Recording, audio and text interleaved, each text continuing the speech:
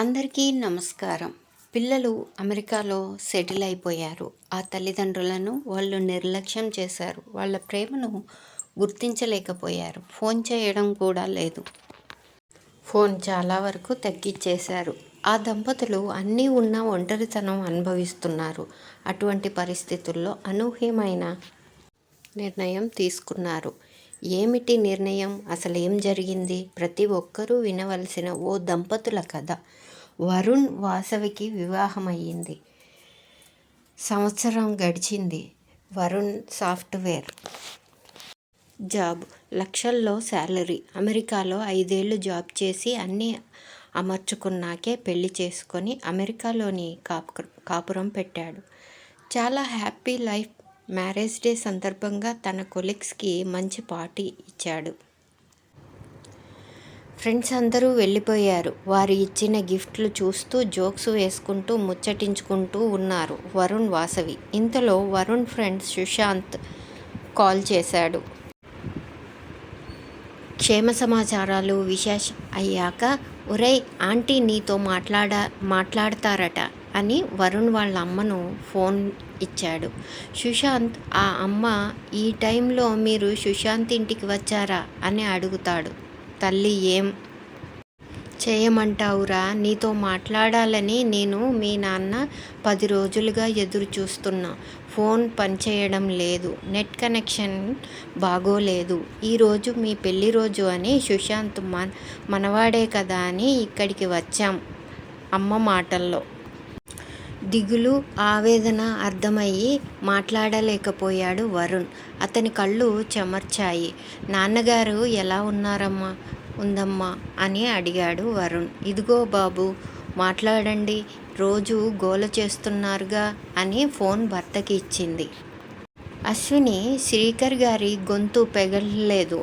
ఎలా ఉంది నాన్నగారు అంటున్న వరుణ్ మాటలకు అశ్విని శ్రీకర్ భుజంపై తట్టింది. అంతలో సర్దుకున్న శ్రీకర్ గారు, బాగానే ఉందిరా, నువ్వు అని చెమర్చాడు. దేనికి ఇబ్బంది లేదుగా. మీ అమ్మ దిగులు చూసి నాకు బాధగా ఉంది. వారానికి ఒక్కసారి వీడియో కాల్లో చూస్తున్నాముగా, అంత దిగులేమీ ఉండదు. మరి ఇన్ని రోజులు అయ్యేసరికి బెంగగా ఉందిరా.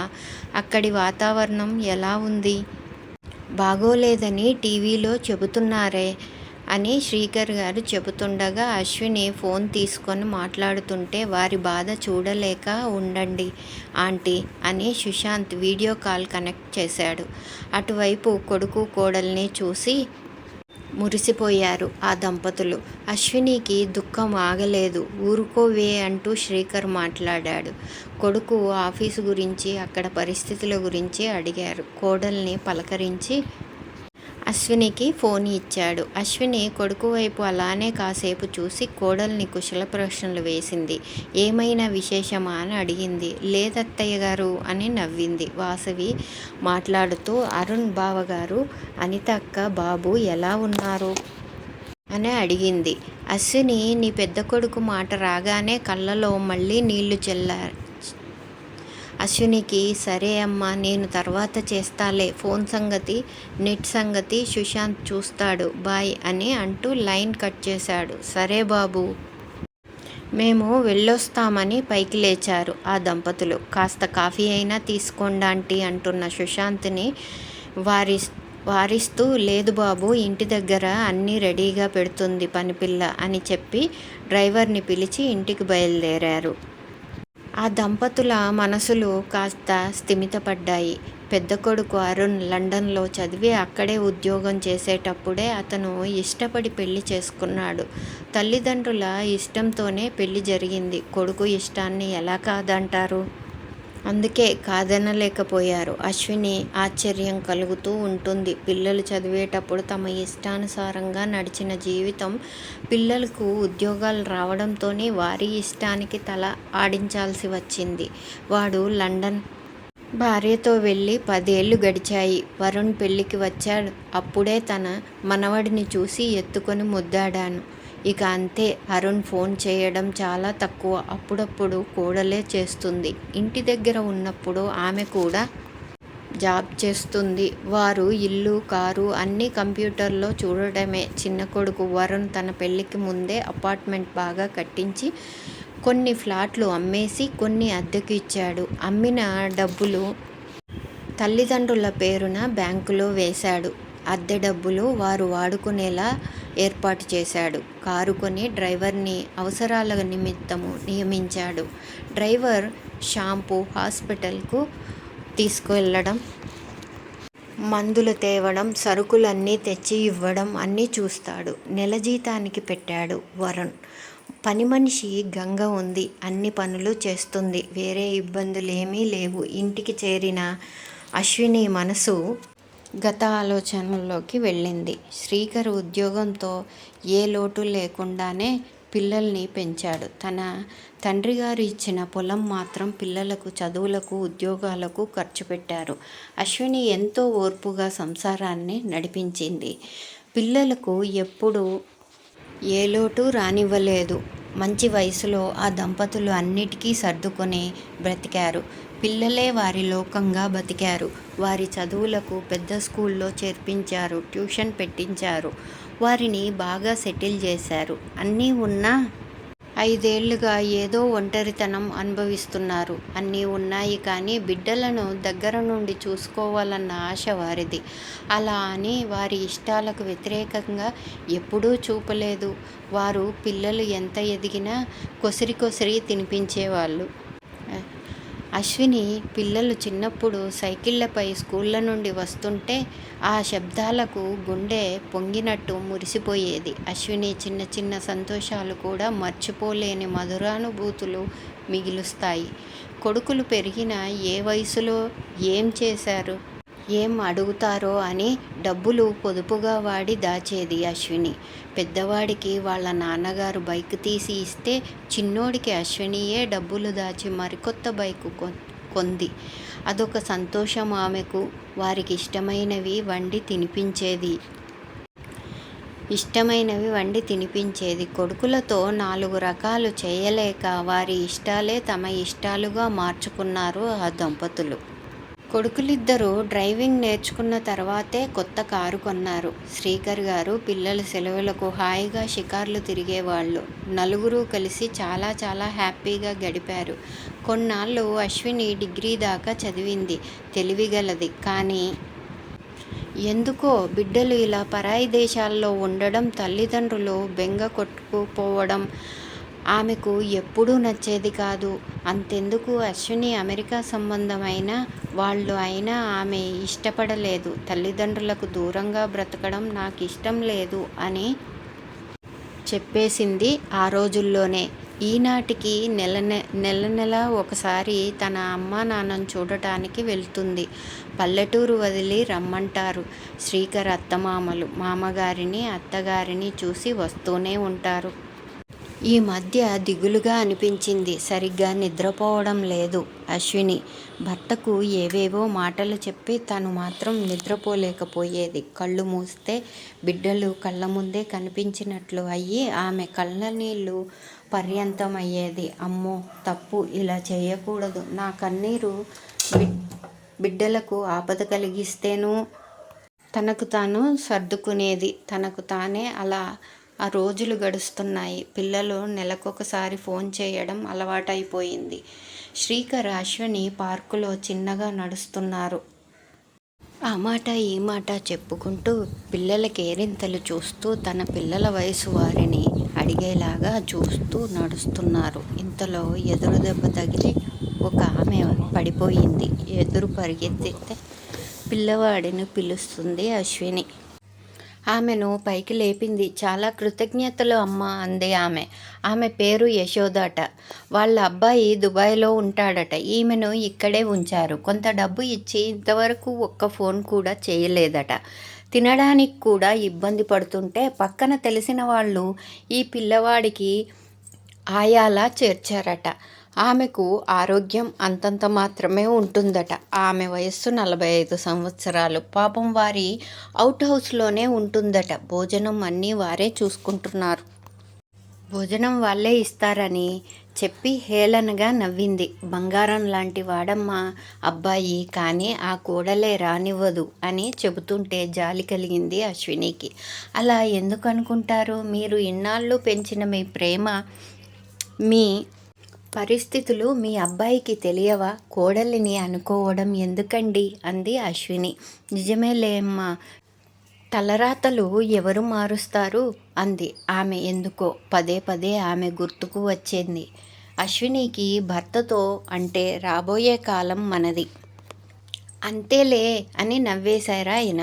ఊరుకోండి, అన్నీ అమర్చి వెళ్ళారుగా అంది అశ్విని. మాట పడనివ్వవు కదా కొడుకులపై అని నవ్వారు శ్రీకర్ గారు. సర్లేండి, మన కొడుకులేగా అశ్విని. శ్రీకర్ గారికి జ్వరం ఉంటే ఆసుపత్రికి వెళ్ళారు. వారం రోజులు ఉండవలసి వచ్చింది. ఎందుకులే పిల్లల్ని కంగారు పెట్టడం అని చెప్పలేదు అశ్విని. హాస్పిటల్లో శ్రీకర్ గారి చిన్ననాటి స్నేహితుడు కలిశాడు. ఆయన భార్యకు బాగోక 10 రోజుల నుంచి ఇక్కడే ఉన్నారట. కొడుకు కూతురు అదే ఊళ్ళో ఉన్నారు. తల్లిని చూడటానికి ఒక్కసారైనా రాలేదు. కొడుకు వేరే ఉంటున్నాడట. కూతురిని చెల్లెలు కొడుకే ఇచ్చి కనీసం చెల్లెలు కూడా రాలేదని బాధపడిపోయాడు. జబ్బు ఏమో గాని తమను ఎవరూ పట్టించుకునేవారు లేరన్న బాధ వారిని వెంటాడుతుంది. బాగా బతికినవాడే కానీ పిల్లలు చదువులకు పెళ్ళిళ్ళకు డాబుగా ఖర్చు చేశారట. ఈ రోజున ఏదో ఒక అపార్ట్మెంట్లో వాచ్మెన్గా ఉంటున్నాడట. ఏంటో ఏమో పిల్లాడో అని శ్రీకర్ గారిని మీ సంగతులని అడిగితే పిల్లల గురించి గొప్పగా చెప్పుకొని మురిసిపోయారు. శ్రీకర్ గారిని డిశ్చార్జ్ చేశారు. డ్రైవర్ వచ్చాడు వారిని తీసుకెళ్ళడానికి. రండిరా, మిమ్మల్ని దింపి వెళ్తాం అన్నారు శ్రీకర్ గారు. వారు సంశయంగా ఉన్నారు. ఎందువలన అని ఆలోచిస్తుంటే ఇంతలో నర్సు వచ్చి, అమ్మ మీరు త్వరగా ఖాళీ చేయాలి, బిల్లు కడితే వేరే పేషెంట్ ఉన్నారు, అందుకని ఈరోజు ఖచ్చితంగా బిల్ పే చేయండి అని చెప్పి వెళ్ళిపోయింది. అయోమయంగా చూస్తూ ఉన్న స్నేహితుడు చేతిలో బిల్లు తీసుకొని కట్టేశాడు శ్రీకర్. వారిని అపార్ట్మెంట్ దగ్గర దించారు. ఏదో కింద చిన్న ఇల్లు. శ్రీకర్ దంపతులు ఇంటికి చేరి అన్నీ మాట్లాడుకుంటున్నారు. వరుణ్ వీడియో కాల్ చేశాడు. శుభవార్త చెప్పింది కోడలు, నెల తప్పానని. కన్నీళ్ల పర్యంతమయ్యారు. ఇరువురు తండ్రి జ్వరం పడ్డ సంగతులు చెప్పింది అశ్విని. దాని గురించి అంత పట్టించుకోలేదు వాళ్ళు. అసలే తండ్రి కాబోతున్న ఆనందంతో ఉన్నాడుగా అని నవ్వుకున్నారు ఇద్దరు. పనిపిల్ల పనికి రావడం లేదు. ఎందువల్ల? డ్రైవర్ని పంపారు. ఎవరూ లేరమ్మా అంటూ తిరిగి వచ్చాడు డ్రైవర్ శ్యామ్. చెప్పకుండా మానదే, ఎందువల్లో అని అనుకుంది అశ్విని. మరుసటి రోజు పనిపిల్ల గంగ వచ్చింది. ఏమిటి రావడం లేదు అని అడిగితే మౌనంగా నిలబడి ఉంది.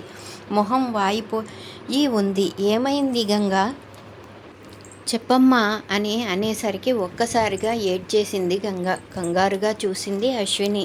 కొంతసేపు నివారించుకొని నాకు అప్పుడు చెప్పింది గంగ. వాళ్ళ అమ్మ చాలా అప్పులు చేసి వేరే ఎవరినో పెళ్లి చేసుకుందట. పైగా అప్పు చేసిన బాకీ ఈ పిల్లకు అప్పజెప్పిందట. వాడేమో ముసలివాడు. పెళ్ళాం చచ్చి చాన్నాళ్ళయిందని, పిల్లలు ఆలనా పాలన కావాలని అన్నట్టుగా దీన్ని పెళ్ళాడాడట. అయ్యో రామ్, ఇదేం చోద్యమే. అదేం తల్లి బాబు అంది అశ్విని. అయినా నీ బాబు ఏమయ్యాడు అని అడిగింది అశ్విని. నాకే తెలియదు ఎవరో అని తలదించుకుంది గంగ.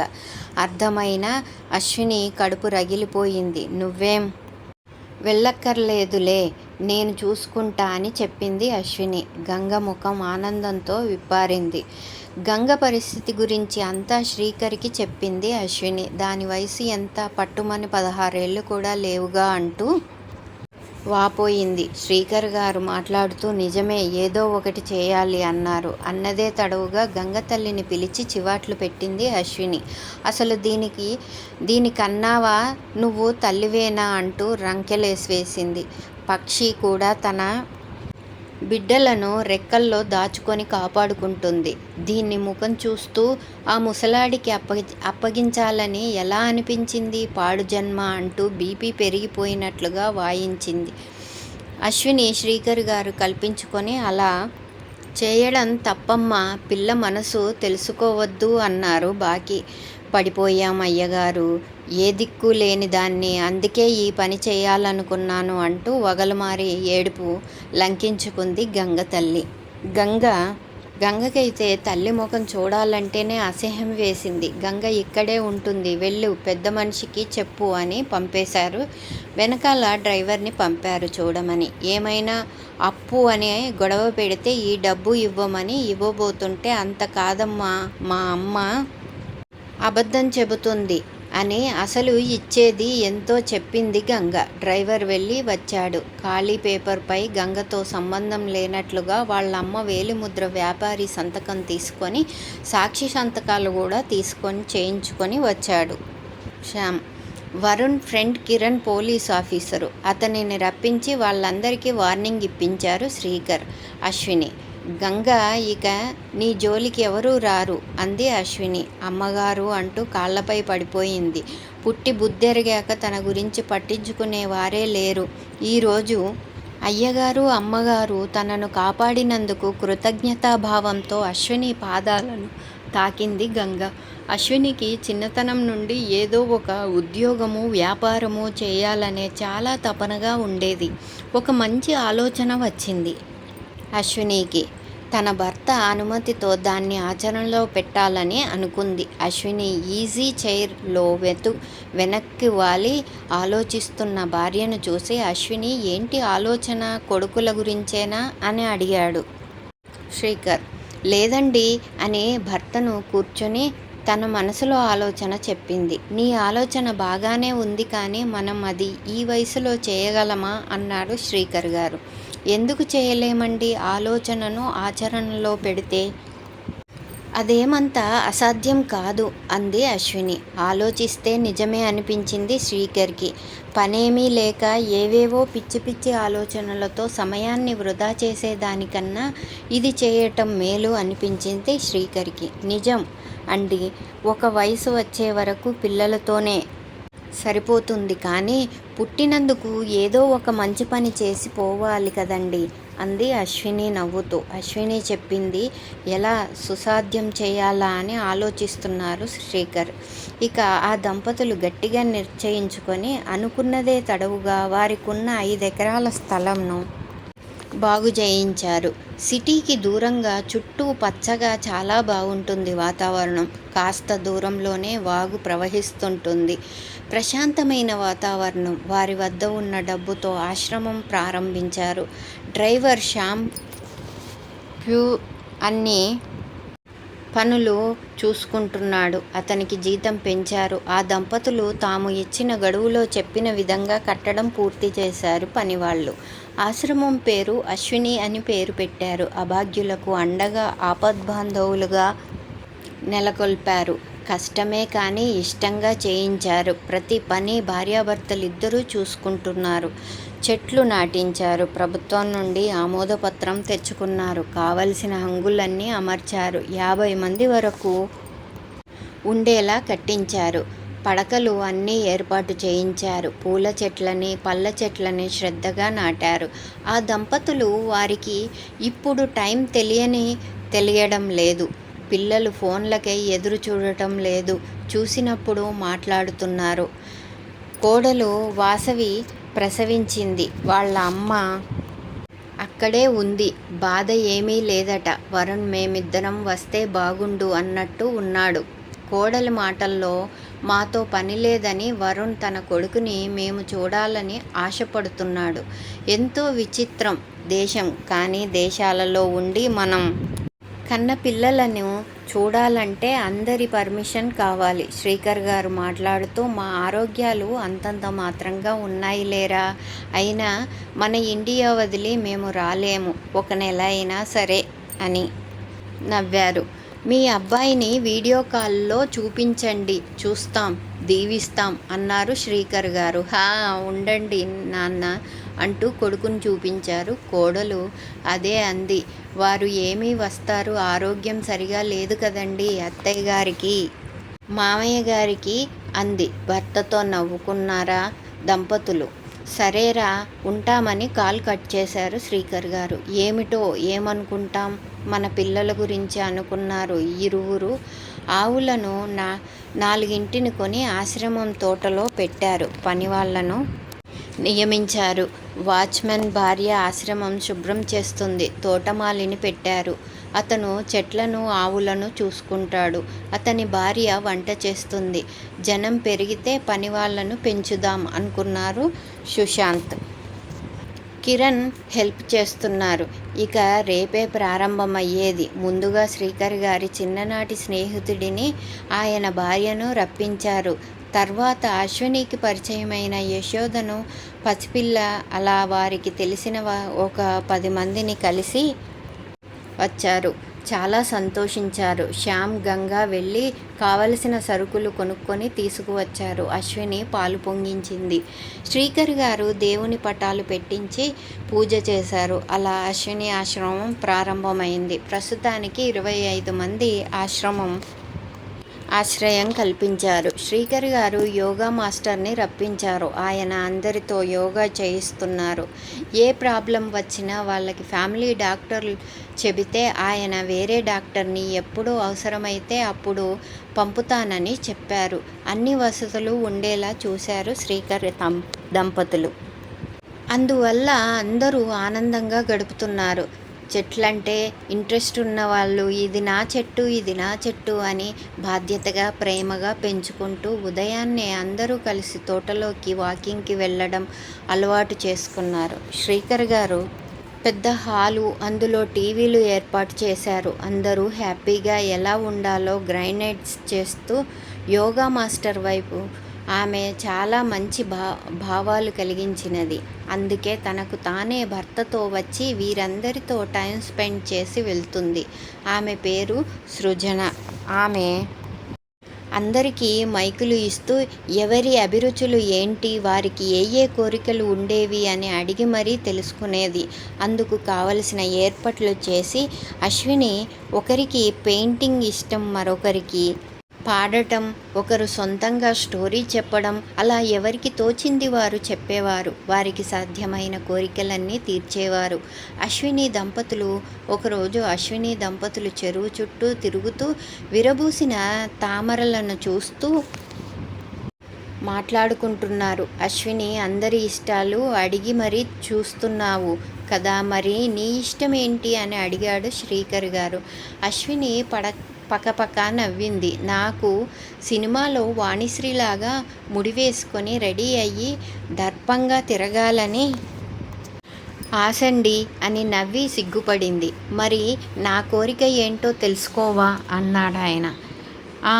అవును చెప్పండి అని అడిగింది. నాకు చిన్నప్పటి నుండి క్రికెట్ ఆడడం అంటే చాలా ఇష్టం. అచ్చం మన ఇండియా టీంలా రెడీ అయ్యి మరీ ఆడాలని ఆశ. అలా ఆడుతున్నప్పుడు అందరి కేరింతలు వినాలని అంటూ పకపక నవ్వారు శ్రీకర్. ఆ మాటలు దూరం నుంచి విన్న శ్యామ్ అన్ని ఏర్పాట్లు చేయించారు. శ్రీకర్ గారి దంపతులకు తెలియకుండా ఒక బ్యూటీషియన్ని కూడా పిలిపించారు. శ్యామ్ ఒక్కొక్కరికి వారి ఇంట్రెస్ట్ను బట్టి వాళ్లకు వేరే రకాలుగా మేకప్లు చేశారు. ఇక అశ్విని దగ్గరకు వచ్చి, మీరు కూడా రెడీ అవ్వాలని, మీకు అయితే వాణిశ్రీలాగా మేకప్ బాగుంటుంది అని వద్దు అంటున్నా వినకుండా అశ్విని వాణిశ్రీలాగా అలంకరించారు. అందరూ హాయిగా సరదాగా నవ్వుకున్నారు. ఎవరి మేకప్కు తగ్గ డైలాగులు వారు చెబుతూ ఇంకొంచెం సందడి చేశారు. ఎవరికి వేరే ఆలోచన లేకుండా అశ్విని ఆశ్రమం ఒక సుందర స్వప్నంలాగా అనిపించింది. అందరికీ అలా మేకప్పులతో ఫోటోలు దిగి ఆ ఫోటోలను చూసుకుంటున్న వారికి ఏదో ఒక నాటకం వేస్తే బాగుంటుంది అనిపించింది. క్రికెట్ అంటే ఎవరికి ఇంట్రెస్ట్ ఉందో అడిగి వారికి డ్రెస్సులన్నీ తెప్పించారు. చక్కగా సంస్థ కావలసినవి అమర్చారు. ఆట ప్రారంభం కావటానికి ముందు కూర్చున్న వాళ్ళంతా ఒకటే అరుపులు, కేరింతలు. భలేగా ఉంది అనిపించింది శ్రీకర్ గారికి. ఆ వాతావరణం శ్రీకర్ గారు 6 కొట్టేసరికి అందరూ చప్పట్లు కొట్టారు. బయట వాళ్ళు కూడా కొందరు వచ్చి చాలా మెచ్చుకున్నారు. మధ్య వయసు వాళ్ళు ముసలి వాళ్ళలా ఉంటే ఇక్కడ పెద్ద చూసి వాళ్ళందరినీ చూసి బుద్ధి తెచ్చుకోవాలి అన్నారు. ఆశ్రమంలో ఇంకా చాలామంది చేరారు. ఒక్కోసారి డాక్టర్ని పిలవడం, కావలసిన వారికి వైద్యం చేయించడం కుదరకుంటే అదే కాకుండా పెద్ద హాస్పిటల్కి పంపడం చేసేవారు. గవర్నమెంట్ సహాయం ఉందిగా, వాళ్ళకి ఇబ్బంది లేకుండా కొంతమంది పెద్దలు విరాళాలు కూడా ఇచ్చారు. ఆశ్రమాన్ని గమనించిన కొన్నాళ్ళకైతే ఆశ్రమంలో పండిన పళ్ళు, కూరగాయలు, పూసిన పూలు బయట అమ్మడానికి కూడా వెళ్ళేవి. కొందరు అల్లిన బుట్టలను, పుట్టిన బట్టలను, వైరు అల్లికలు బయట అమ్మేవాళ్ళు. షాపుల వాళ్ళు వాళ్ళే కొనుగోలు చేసేవాళ్ళు. అలా వచ్చిన ధనం డిపాజిట్ చేసి అవసరానికి అందరికీ వాడేవారు. అలా రోజులు గడిచాయి. తెలియకుండా జరిగిపోతున్నాయి. అశ్విని ఆశ్రమంలో చేరిన వారందరూ చాలా మార్పు వచ్చింది. ఏవేవో బాధలతో చేరిన వారు ఈరోజు తమదగా కొత్త లోకంలా ఆనందంగా బతుకుతున్నారు. రోజు కాసేపు అశ్విని దంపతులు తామర కొనల దగ్గర కాసేపు నడుస్తారు. అన్ని విషయాలు చర్చించుకుంటూ అలా మాటల్లో ఆశ్రమంలో చేరిన ప్రతి వారిలో వచ్చిన మార్పుల గురించి సంతోషంగా చెప్పుకుంటూ నడుస్తున్నారు. మాటల్లో అశ్విని మాట్లాడుతూ ముఖ్యంగా ఒక విషయం గమనించాల్సి ఉంది. ఏదో ఆశించి బిడ్డలను పెంచకూడదు. అలానే పెద్దలను ఏదో ఆశించి పిల్లలు చూడకూడదు. ప్రేమ అనేది ఉంటే అసలు అనుకోవాల్సిందే ఏమీ లేదు. అలా అందరిలో మార్పు రావాలి. ఎగరటం నేర్చుకున్న పక్షుల రెక్కలపై మరింత భారం కాకూడదు. స్వేచ్ఛగా ఎగరనివ్వాలి. పిల్లలను ఎదగనివ్వాలి. ఆలోచన విధానం మారాలి. అలానే పిల్లలను పెంచి వారిని బాధ్యతల్లోకి పంపి పెద్దవాళ్ళ రిలాక్స్కి అవ్వకూడదు. అప్పటికి వారి జీవనానికి తోడ్పాటును ఏర్పరచుకొని తమదైన బాధ్యతలు జరిగినంతకాలం జరపాలి. ఆపై పరమాత్ముని దయ వలన మంచి జరగకపోదు. ఆశ్రమ జీవితం తప్పేమీ కాదు. ఆనాటి రామచంద్రుడే యువకుడై అన్నీ ఉండి కూడా 14 సంవత్సరాలు ఆశ్రమ జీవనాన్ని గడిపాడు. నిరాశ, నిస్పృహ పనికిరాదు. ఆశ్రమమైన ఆనంద నిలయంలా భావించాలి. ప్రతి జీవిలో దశలు ఉన్నట్టే మానవునికి దశలు ఉన్నాయి. చేయగలిగినంత కాలం బాధ్యతలు వీడరాదు. ఆపై మనసుని తృప్తిపరుచుకొని జీవించాలి అంటూ అనర్గళంగా చెబుతూ అశ్విని మాటలకు చప్పట్లు కొట్టారు శ్రీకర్ గారు. ఇంతలో శ్యామ్ వచ్చి అమెరికా నుంచి పెద్దబాబు వాళ్ళ చిన్నబాబు వాళ్ళు వచ్చారు సార్ అని చెప్పి వెళ్ళాడు. ఏంట్రా సడన్గా అందరూ వచ్చారు అని సంతోషంగా అడిగారు శ్రీకర్ గారు. అశ్వినికైతే ఎక్కడి నుండో వచ్చింది దుఃఖం. ఎందుకమ్మా అంటూ పిల్లలు ప్రశ్నిస్తుంటే అశ్విని తనని తానే కంట్రోల్ చేసుకుంది. వరుణ్ మాట్లాడుతూ ఏమైంది నాన్న, అసలు ఫోన్ చేయడం లేదు. సుశాంత్ ఆశ్రమం పనుల్లో పడ్డారు అని చెప్పారు. నాకు ఏమీ అర్థం కాలేదు. పైగా అన్నయ్య కూడా వెళ్దాంరా అనేసరికి సడన్గా సర్ప్రైజ్ చేద్దామని అందరం కలిసి వచ్చామని అందరూ నవ్వారు. మన వాళ్ళని చూసి మురిసిపోయారు ఆ దంపతులు. వరుణ్ కొడుకు అచ్చం శ్రీకర్ గారిలాగానే ఉన్నారు. ఆ మాటలు చెప్పి తెగ మురిసిపోయింది అశ్విని. పెద్దోడు కొడుకు చూడు, చాలా వరకు నీకులాగే ఉన్నాడని శ్రీకర్ గారు అశ్వినితో అంటే అందరూ ఆనందంగా నవ్వుకున్నారు. అందరూ భోజనాలన్నీ అయ్యాక గార్డెన్లో కూర్చొని మాటల్లోకి దిగారు.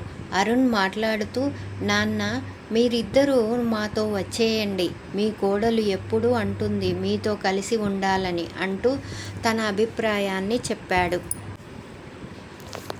నాన్న, అమ్మ మీకు ఈ వయసులో లేనిపోని భారాలు అవసరం అంటారా? హాయిగా మాతో వచ్చేయండి. టికెట్స్ని అన్నీ రెడీగా ఉన్నాయి.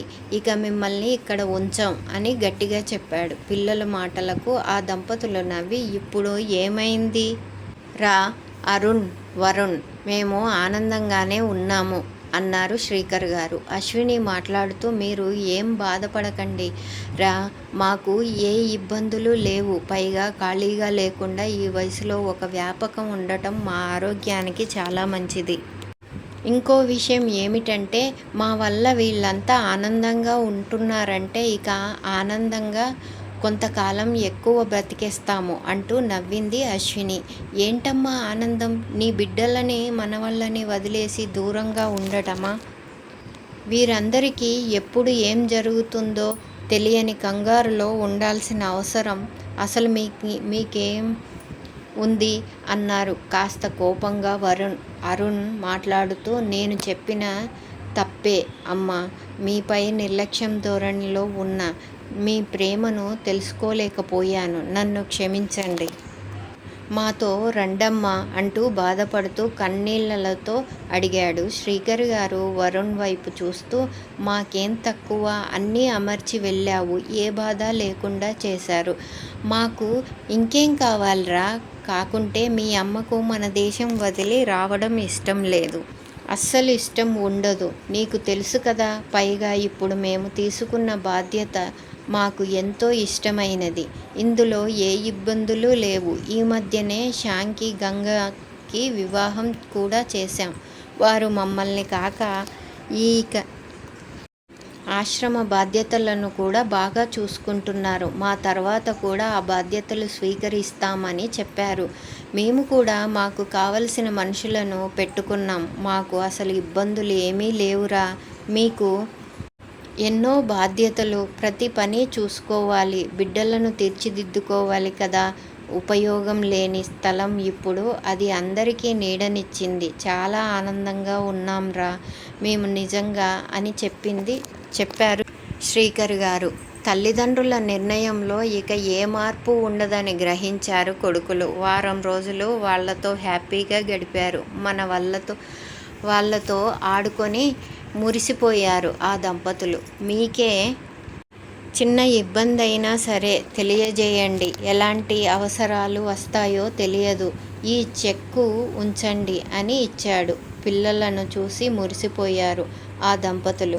చెక్కు వద్దన్నా కూడా వినకుండా ఇచ్చి వెళ్ళారు. పిల్లలు వెళ్ళిపోతుంటే చాలా బాధగా అనిపించింది పాపం ఆ దంపతులకు. కానీ తాము తీసుకున్న నిర్ణయమే బాగుంది. తమ వల్ల ఇంతమంది ఆనందంగా ఉన్నారు. తమ ఒక్కరి ఆనందం చూసుకొని వెళ్ళిపోతే అది సంతృప్తి కావచ్చు, కానీ ఇక్కడ ఉండి అందరినీ సంతోషపెడుతూ తాము పొందే సంతృప్తి చాలా గొప్పది అని ఖచ్చితంగా నిర్ణయించుకున్నారు శ్రీకర్ దంపతులు. ఆ మాటలు వింటున్న ఆశ్రమంలోని పెద్దలు ఆ దంపతులు మాకై పుట్టిన ఆది దంపతులు అని మురిసిపోయారు. నిజానికి ఇలాంటివి చాలా గొప్ప నిర్ణయాలు. 10 మంది శ్రేయస్సు కోరే లాంటి దంపతులు ప్రతి ఒక్కరికి ఆది దంపతులే. ఈ కథ కనుక మీకు నచ్చినట్లయితే లైక్ చేయండి, షేర్ చేయండి, కామెంట్ చేయండి. మరిన్ని స్టోరీస్ కోసం మా ఛానల్ని సబ్స్క్రైబ్ చేయండి. మీకు నచ్చితే జై శ్రీరామ్ అని కామెంట్ చేయండి. ఇటువంటి మరిన్ని వీడియోల కోసం చూస్తూనే ఉండండి మా ఛానల్ని. జై శ్రీరామ్.